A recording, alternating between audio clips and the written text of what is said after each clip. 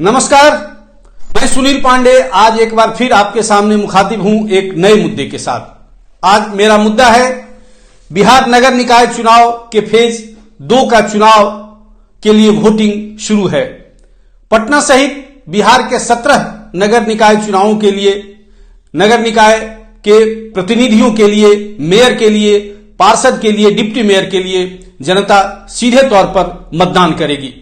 यह पहली बार है कि वार्ड पार्षद के साथ साथ बिहार की जनता, यहां के मतदाता मेयर और डिप्टी मेयर के लिए सीधे तौर पर अपना हस्ताक्षर करेंगे, अपनी भागीदारी निभाएंगे। माना यह जा रहा है कि पहले की व्यवस्था में पार्षदों के द्वारा बेहतर विकल्प नहीं मिल पाता था मेयर और डिप्टी मेयर के लिए, इसलिए ऐसा बदलाव लाया गया है। और इस नए बदलाव के लिए पटना नगर निगम की यदि मैं बात करूं तो करीब 3 दर्जन 32 प्रत्याशी मैदान में है। पटना नगर निगम मेयर और डिप्टी मेयर का पद महिलाओं के लिए सुरक्षित है और यहां जाहिर है जब महिलाओं की बात आ रही है तो सक्रिय महिला उम्मीदवारों की संख्या बहुत ही कम है। यह दुर्भाग्यपूर्ण है कि महिलाओं की भागीदारी सुनिश्चित करने के लिए ऐसी व्यवस्था की गई है, लेकिन जैसा कि हम लोग पहले अनुभव देख चुके हैं, मुखिया की जगह मुखिया पति हावी रहे हैं और ऐसे तमाम निकाय चुनावों में, खास करके लोकल बॉडीज की जब भी हम बात करेंगे, ग्राम पंचायत हो या नगर निकाय की बात करें, तो वहां उम्मीदवार कम, उनके पति, वो उनके बेटे भी हो सकते हैं, उनके भाई भी हो सकते हैं, मतलब महिला उम्मीदवार पीछे रहती है और उनके पुरुष जो परिवार के सदस्य हैं वो ज्यादा हावी रहते हैं। यहां भी पटना नगर निकाय चुनाव में भी ऐसा देखने को मिल रहा है।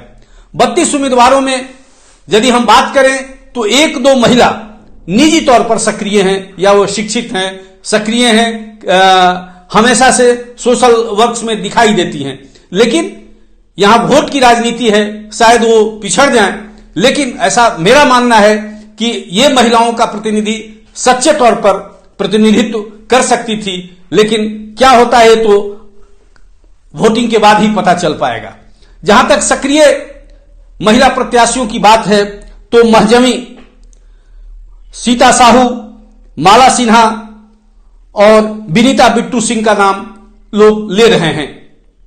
ये तमाम 4 जो नाम हमने आपसे गिनाए, ये कहीं से भी निजी तौर पर सक्रिय नहीं है। सीता साहू निवर्तमान मेयर रही हैं पटना की, लेकिन सब जानते हैं सीता साहू का कमान किसके हाथ में होता है, यहां कहने की जरूरत नहीं है। ये बेशक अन्य 3 महिला प्रत्याशियों के बनिस्पत ये मजबूत दिख रही हैं, लोगों से मिल रही हैं और इनका कमान आजकल जो धन बल की जो जरूरत होती है उसका पुरजोर इस्तेमाल किया जा रहा है।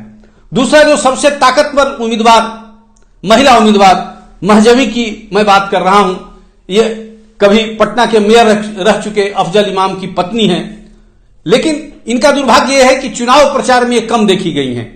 इनके पूरे तौर से कमान अफजल इमाम के हाथ में था, इनके पति हैं अफजल इमाम, सक्रिय रहे हैं, स्थानीय राजनीति में इनकी रुचि रही है और कई और कार्यों में ये देखे गए हैं।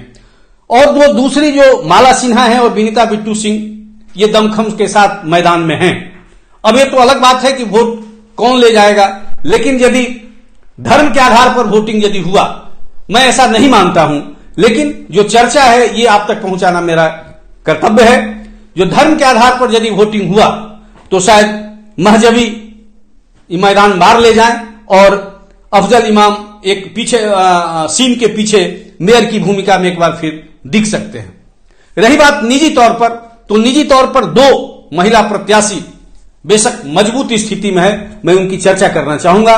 एक है रत्ना प्रकाश, जो मीडिया कर्मी रही हैं, वरिष्ठ अधिकारी रही आकाशवाणी पटना और दूसरे आकाशवाणी में, लेकिन इनके साथ सक्रियता तो है इनकी, लेकिन जातीय राजनीति और जातीय वोट की बात करें तो इनके काटने वाले और भी इस मैदान में खड़े हैं। बेशक निजी तौर पर यह सबसे सक्षम उम्मीदवार मानी जा सकती हैं और अब वोट की राजनीति में कितना सफल हो पाती हैं यह कहना बड़ा मुश्किल है। अब कुछ ही घंटों के बाद बैलेट पेपर जब बंद होगा तो इनकी किस्मत 1-2 दिनों के बाद खुलेगी। फिलहाल 2 बैलेट पेपर पर लोग अपना मत का प्रयोग कर सकते हैं, चूंकि एक बैलेट में मात्र 16 उम्मीदवार का ही नाम आ सकता है, यहां 32 उम्मीदवार हैं।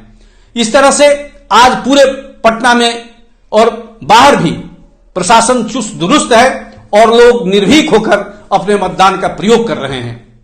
अब देखना यह है कि ये बदले हुए वातावरण में बिहार के 17 नगर निकाय में कैसा मेयर मिल पाता है, जो सीधे तौर पर वहां के लिए लोकल समस्याओं के निदान के लिए जिम्मेदार होगा, विकास के लिए नई कहानी लिख पाएगा।